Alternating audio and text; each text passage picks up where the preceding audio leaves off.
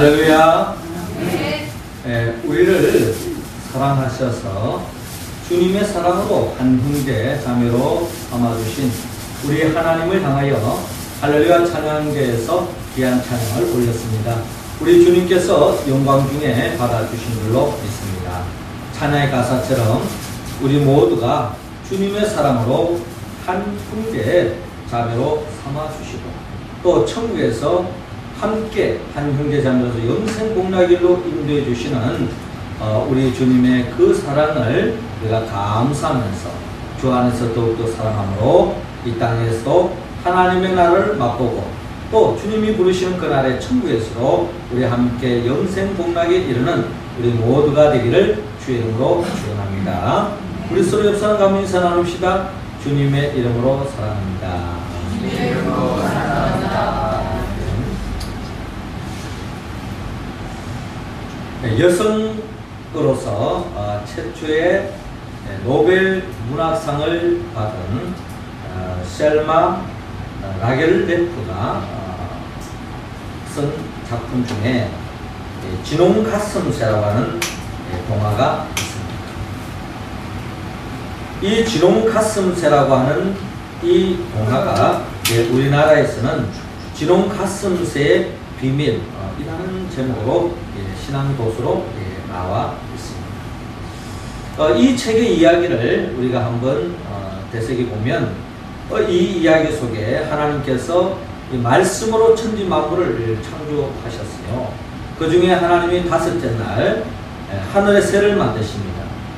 물고기를 먼저 만드시고 또 하늘을 날아다니는 새를 만드시는데 그 새 중에 아주 잿빛으로 있는 아주 조그만 새를 하나 만드는데 그리고 그 새 이름을 진홍 가슴새라고 하는 이름을 안겨줍니다. 그런데 이 진홍 가슴새라고 하는 이 새가 하나님께 찾아가서 질문을 합니다. 하나님, 저에게 진홍 가슴새라고 하는 이름을 주셨는데 왜 저에게 진홍 가슴새라고 하는 이름, 제 모습과는 너무나도 좀 생뚱맞은 이름을 지어주었습니까? 제 온몸은 잿빛으로 물들어져 있는데 가슴에 진홍 가슴새라고 하니까 좀 제게 좀 어울리지 않습니다. 이제 이렇게 하나님께 이렇게 질문을 하는 거예요. 그랬더니 하나님께서 하시는 말씀이 내가 왜 네 이름을 진홍 가슴새라고 하는 이름을 지어줬는가 하니 네가 이 세상을 살면서 참된 사랑을 베풀었을 때, 참된 사랑을 했을 때에 네가 네 이름에 걸맞는 그런 복을 줄 것이다 라고 주님께서 말씀하셨어요. 자, 이 말씀을 들었던 진홍 가슴새 오랜 세월이 흘렀습니다. 자, 어느 날 이 진홍 가슴새가 둥지를 틀고 있는데 어느 날 어느 동산에 누군가 십자가에 못을 박혔습니다. 그런데 그 십자가에는 머리에는 가시면류가 있었어요. 그래서 손에는 못을 박히고 또 발에도 못이 박히고 또 옆구리에는 창자국이 찔렸습니다. 창이 찔렸습니다.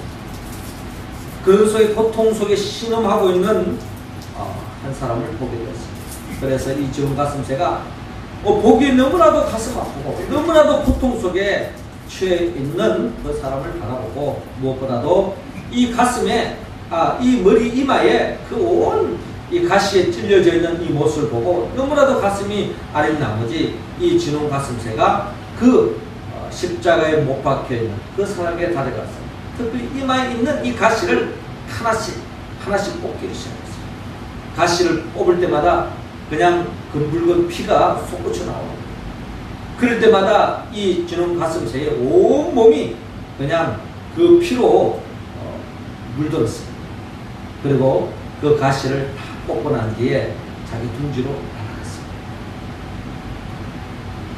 결국 그 사람은 그 십자가에 피 흘려 죽었습니다.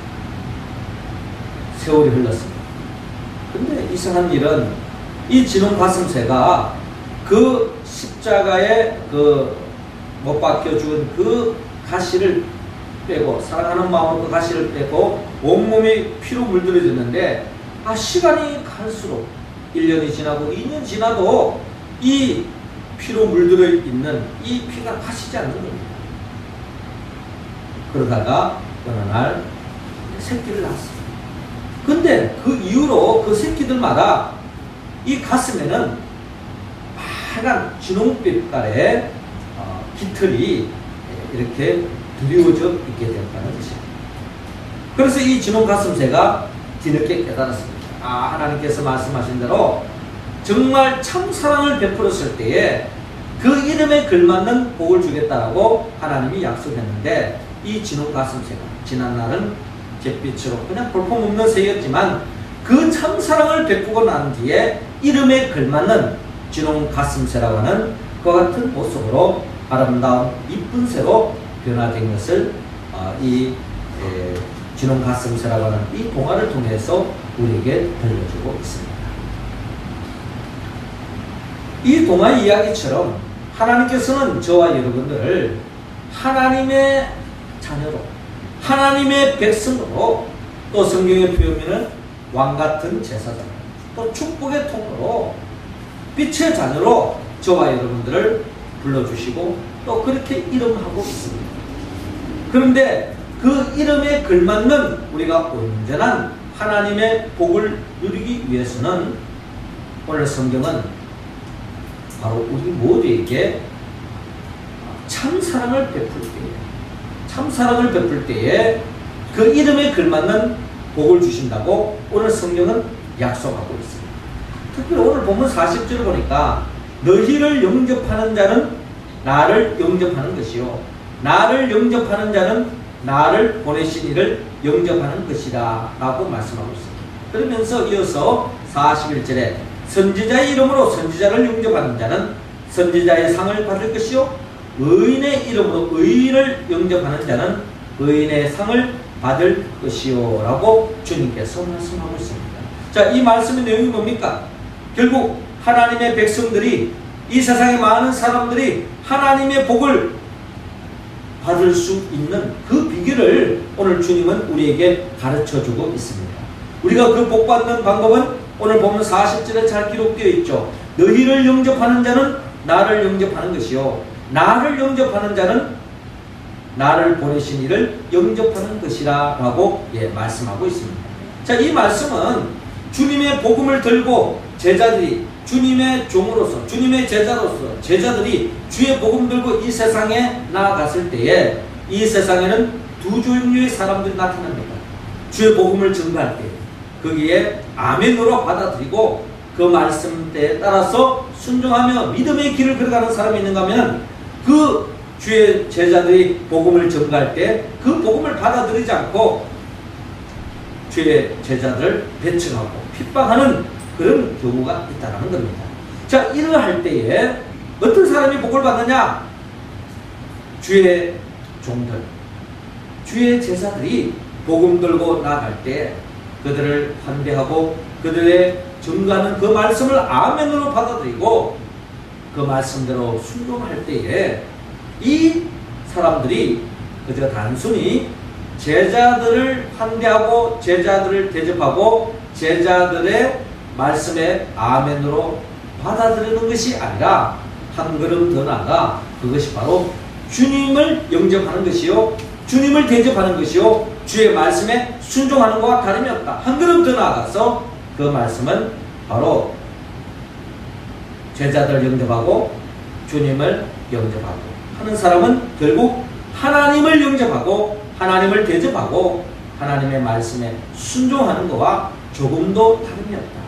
자, 그랬을 때에 누가 복을 주시느냐? 그것은 바로 하나님이 책임지시고 복을 내려 주신다라는 것입니다. 자, 이 말씀을 반대로 생각한다면 주의 제자들이 복음 들고 나갔을 때, 주의 종들이 복음 들고 나갔을 때, 주의 말씀을 가르칠 때에 그 말씀을 아멘으로 받아들이지 않고 순종하지 않고 대적했을 때 결국 그것이 주님을 대적하는 것이요, 하나님의 대적하는 것이요, 하나님의 가슴에 못을 박습니다. 그 결과는 어떻게 될까요? 뻔뻔한 이야기죠. 주님의 책망을 받을 것이며 주님의 심판의 대상이 될 것이며 주님의 벌을 받을 것이며 주님의 화가 그들에게 임할 수밖에 없다는 것입니다. 그러므로 우리 모두는 오늘 이 본문의 말씀, 하나님을 대하는, 주님을 대하듯 주의 말씀을 들고 나가는 복음 전도자들의 그 말씀을 우리가 아멘으로 받아들일 때에 하나님이 예비하신 복을 누릴 수 있다라고 말씀하고 있습니다. 오늘 특별히 성경 본문에 보면은 너희를 영접하는 자라는 표현을 하고 있습니다.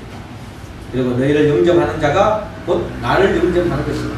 또 나를 영접하는 자가 나를 보내신 이를 영접하는 것이다 하는 것인데, 이 말씀에는 두 단어로 기록되어 있습니다.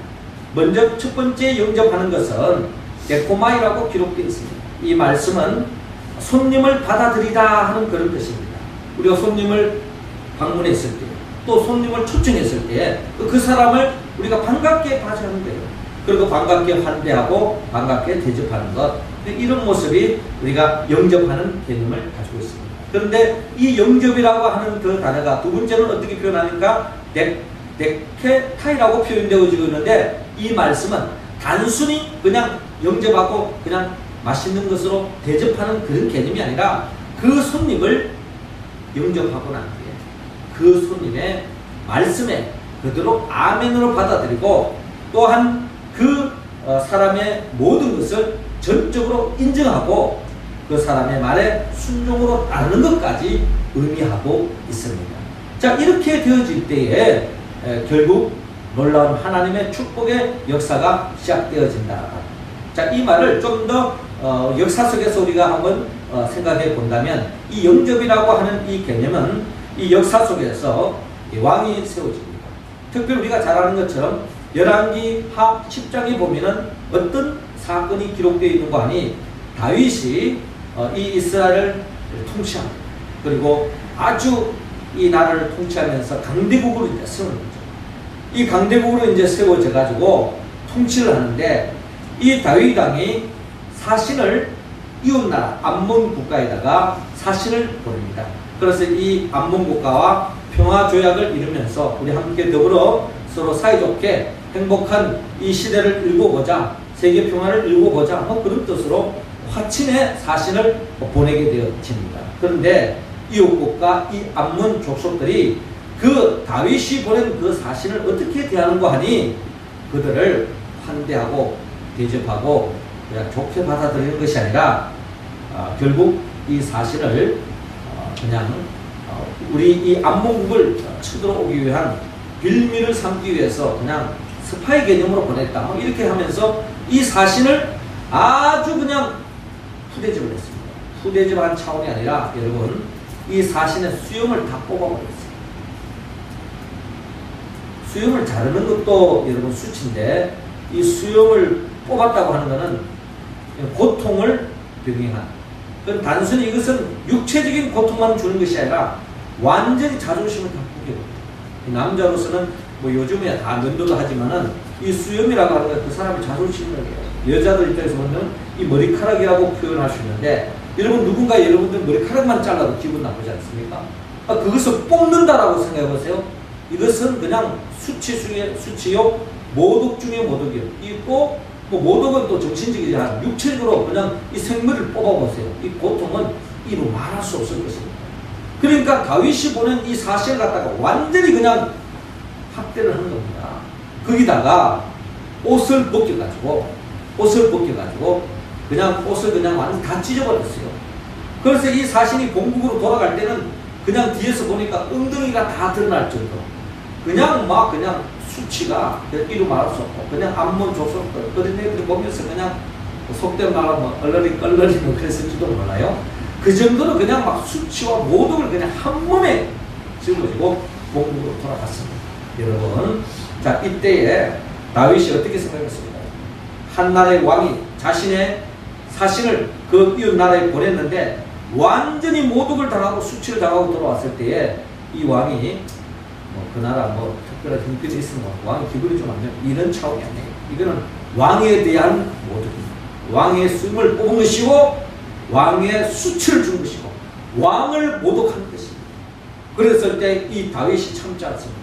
군대를 일으켜서 암몬 족속을 완전히 정벌해버립니다.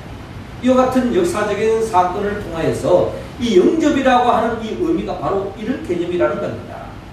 결국 예수님의 제자들, 복음 들고 나가는 복음 전파자들을 이렇게 영접하지 않고 대적하고 그리고 면박을 주었을 때 그것은 그 주의 종에 대한 면박, 주의 종에 대한 멸시가로 끝나는 것이 아니라 그것이 바로 주의 종을 보낸 주님에 대한 모독이요, 결국 하나님에 대한 모독입니다.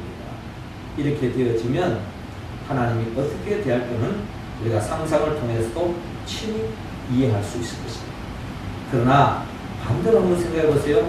만약에 그 사신을 잘 대접하고 환대했더라면 아마 더 없는 평화의 관계 속에서 정말 아름다운 세상을 이루고 갔을 것입니다.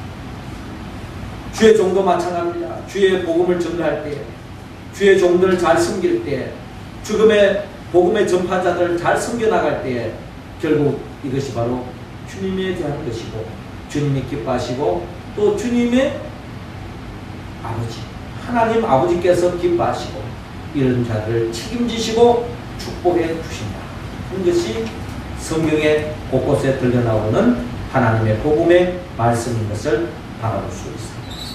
자, 그 말씀 우리가 제일 잘 알 수 있는 것은 예수님의 차원에서 우리가 한번 생각해 본다면 우리가 잘 아는 바 요한복음 1장 12절에 영접하는 자 곧 그 이름을 믿는 자들에게는 하나님의 자녀가 되는 권세를 주셨다라고 요한복음 1장 12절에 말씀하고 있어요. 이 말씀의 영접의 의미가 요한복음 2장에 잘 나타나 있습니다. 이 요한복음 2장에 보니까 가나의 혼인 잔치집에 잔치가 벌어졌어요. 이 축제의 자리에 주님을 초청합니다. 주님이 초청을 받고 이 잔치집에 임합니다. 대접 잘 받았겠죠? 잔치집에 먹을 것이 있지 않겠습니까? 흥겨운 음악석도 들을 것이고 또 맛있는 음식도 있고 오가면 서로 그냥 화기애애한 그런 분위기가 이 결혼 잔치집이라는 겁니다. 서로 축하하고 서로 축복을 빌어주는 그런 잔치집.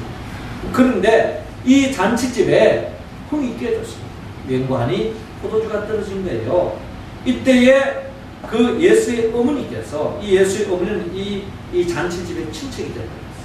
그래서 예수님의 어머니께서 하인들을 부르시면서 하시는 말씀이 예수님의 말씀에 그대로 순종하라라고 말했어요. 그때 이제 예수님께서 이 잔치집에 흥이 깨지는 이 분위기를 아시고 예수님께서 어떻게 했습니까? 하인들에게 이 항아리에다가 물을 가라앉히고 그리고 이 항아리의 물을 연회장에 갖다 줍니다. 어떤 일이 생겼습니까? 물이 포도주로 변화된 것입니다. 물이 포도주로 변화되어서 그 잔치집에 많은 사람들이 그 포도주를 마시는데 보통 집에는 다 좋은 술을 줬다가 술이 좀 알딸딸하게 채이면은 그냥 후진 술을 주는데 어떻게든지 이 집은 가면 갈수록 더 좋은 술이 나오니까 더 흥겨워지는 잔치집이 되어졌다. 여러분, 이 사건은 우리에게 무엇을 들려줍니까? 주님을 영접한다고 하는 그 의미는 우리의 삶 속에 주님을 요청하는 것입니다. 그리고 그 주님을 그저 단순히 모시고로 끝나는 것이 아니라 주님께 좋은 대접으로 끝나는 것이 아니라 주님의 말씀에 그대로 순종하며 나아갈 때에 정말 우리가 인간적인 방법으로는 상상할 수 없는 하나님의 축복의 역사가 일어난다는 사실입니다. 이처럼 우리의 삶 속에서도 주님을 대해서 이렇게 주님을 대접하고 또 주의 말씀에 순종하며 살아갈 때에 하나님은 우리에게 복의 복을 주십니다. 이 말씀은 주의 종에게도 마찬가지입니다. 주의 복음을 전가하는 자들에게 우리가 환대를 하고 또 그가 전가하는 그 말씀을 아멘을 받아들이고 순종하며 나아갈 때에 우리가 상상할 수 없는 하나님이 예비하신 우리의 모든 근심과 어둠을 걷어내고 더 없는 기쁨과 행복의 축복이 우리의 삶 속에 임할 줄로 믿습니다. 주님은 그런 삶을 살기를 원합니다. 그 복을 누리기를 원합니다. 그리고 또한 이 역사는 우리가 잘 아는 열왕기상 17장에도 그 역사가 동일하게 기록되어져 있습니다. 열왕기상 17장에 보면은 하나님의 종 엘리야가 등장합니다. 엘리야가 그 시대 속에서 순수 하나님에 대한 절대 신앙을 가지고 하나님에 대한 믿음을 잊지 않고 믿음의 길을 걸어갔을 때에 그 폐역한 시대 속에 많은 대적들이 나타납니다. 끝까지 믿음의 길을 걸어갈 때에 결국 그 대적들의 위협 속에 도망가는 신세가 되어집니다. 결국 그릿 시냇가에 이르게 되었습니다. 그 그릿 시냇가에서 어려움에 처했을 때에 이 엘리야가 하나님의 도움의 손길 속에서 결국 그릿 시냇가에서 물을 공급받고 또 하나님께서 이 까마귀를 통해서 일용할 양식을 공급해 줍니다. 그런 하나님의 손길 속에서 믿음의 길을 끝까지 걸어가는 이 엘리야에게 하나님께서 이제는 거기에 있지 말고 이 시돈 땅에 있는 사브랏 가부 집을 방문해라 라고 말합니다. 그런데 그때는 이미 이 엘리야가 예언한 대로 그 지역의 모두가 다 기근으로 인해 가지고 다 그냥 기근으로 양식이 떨어지고 마실 물이 없을 정도로 아주 궁핍한 하나님의 재앙이 그 땅에 임해졌습니다. 그런 어려움에 처해 있는 이 엘리야에게 시돈 땅에 있는 이 사브랏 가부 집에 가라고 말합니다. 엘리야가 하나님의 명령에 따라 시돈 땅에 있는 사브랏 가부 집에 방문합니다. 방문하면서 이 엘리야가 하는 말이 이 사브랏 가부에게 물 한 그릇 가져오너라. 먼 길로 오나 목이 말랐겠죠? 자, 물 한 그릇 가져오라 그럽니다. 예, 뭐 우리 지금 정도야 뭐 물 한 그릇 가져오라, 뭐 수돗물 틀어서 물 한 그릇 대접하면 뭐 그거 뭐 어려울 거 뭐가 있겠습니까? 그런데 그 당시 중동 지역은 다 그냥 물이 귀했습니다.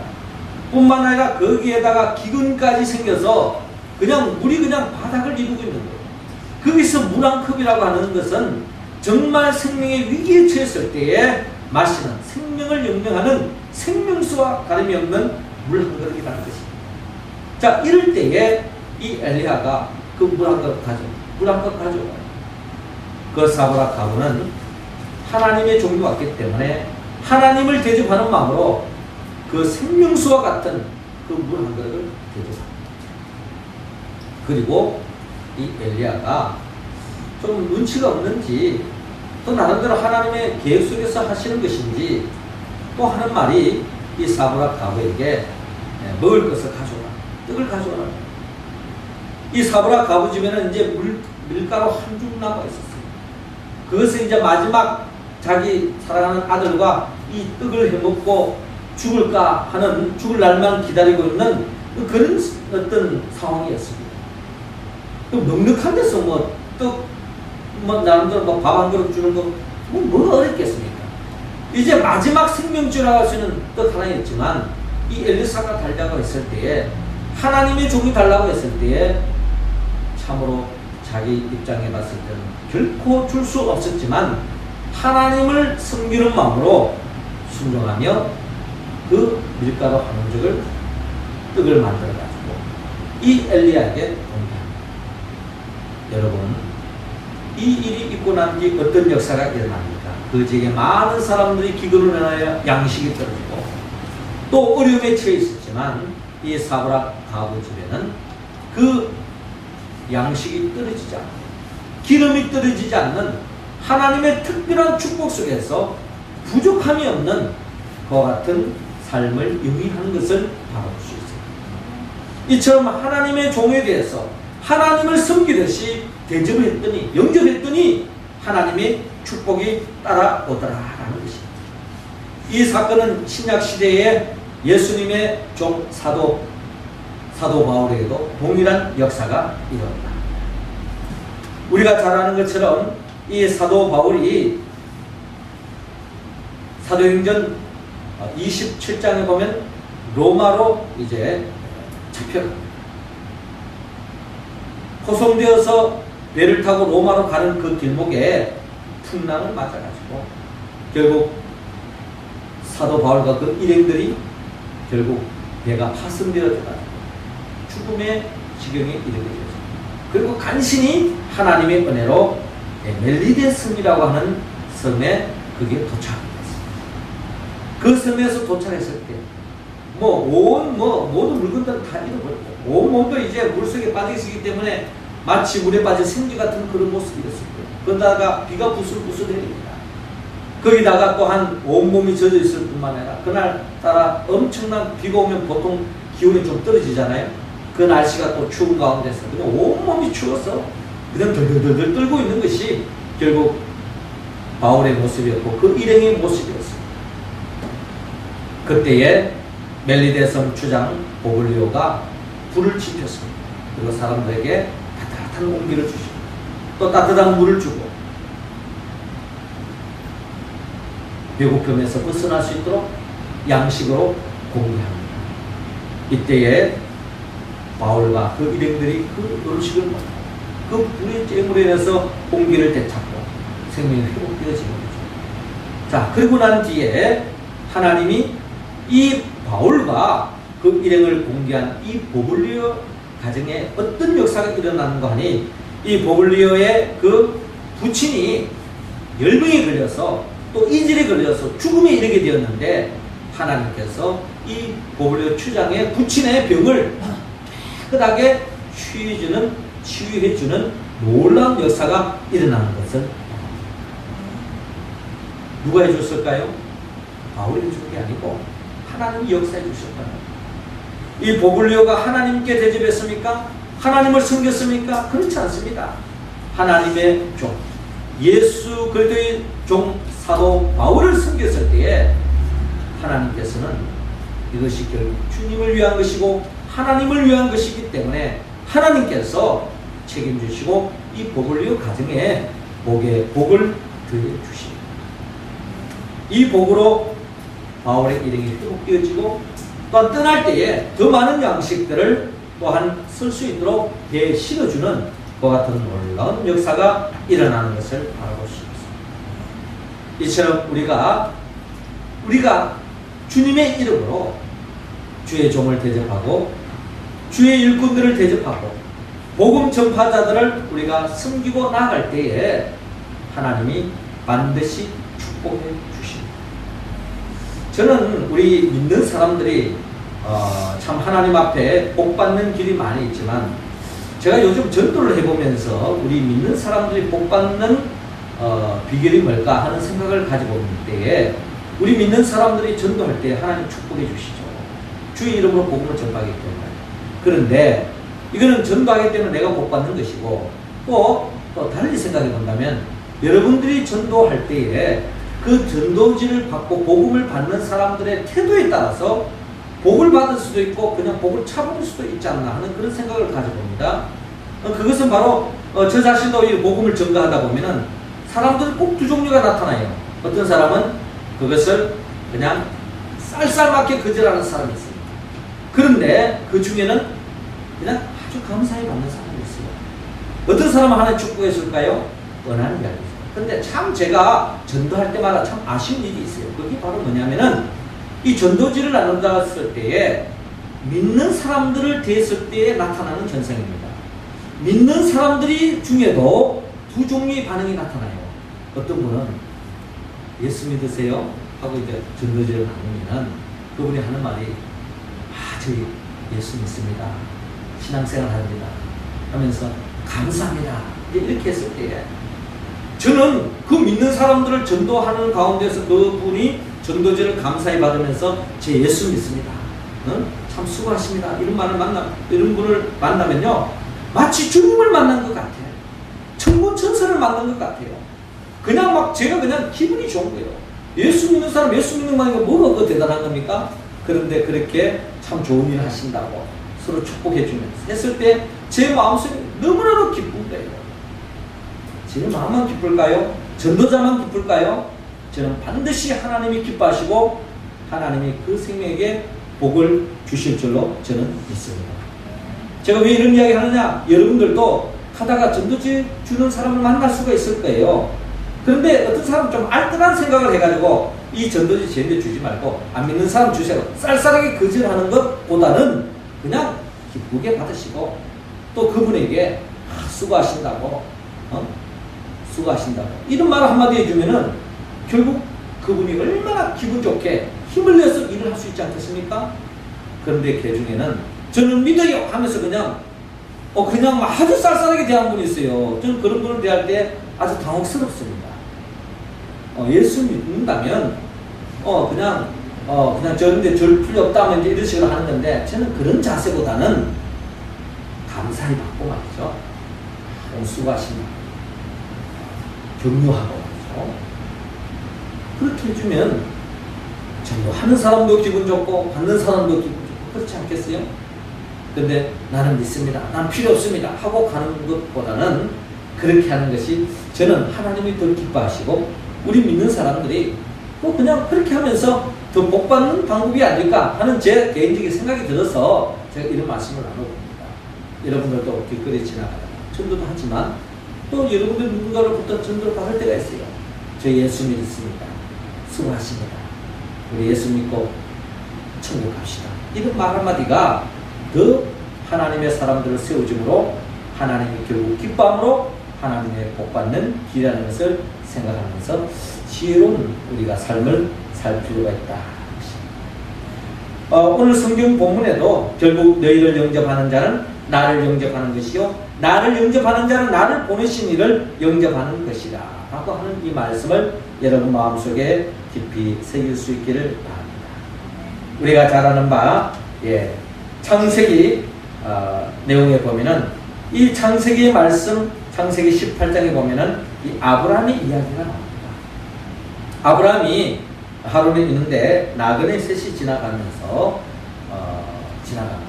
그 나그네가 이제 방문했을 때에 이 아브라함이 이 나그네를 정말 주님의 대하듯이 이분들을 발을 씻기면서 이분들을 위해서 그냥 소를 잡고 말이죠. 아주 맛있는 음식으로 이들을 정말 정성을 다해서 섬깁니다. 그런데 그분이 단순히 나그네가 아니라 성경에 보면 하나님의 천사였다라고 성경에 기록되어 있습니다. 결국 부지 중에 나그네를 섬긴다고 섬기는데 그것이 결국 천사를 섬긴 것이요 하나님의 사신이라고 할 수 있는 이 천사를 섬겼으니 결국 하나님의 섬기는 것과 다름이 없죠. 결국 이 아브라함에게 어떤 복이 이루어졌습니까?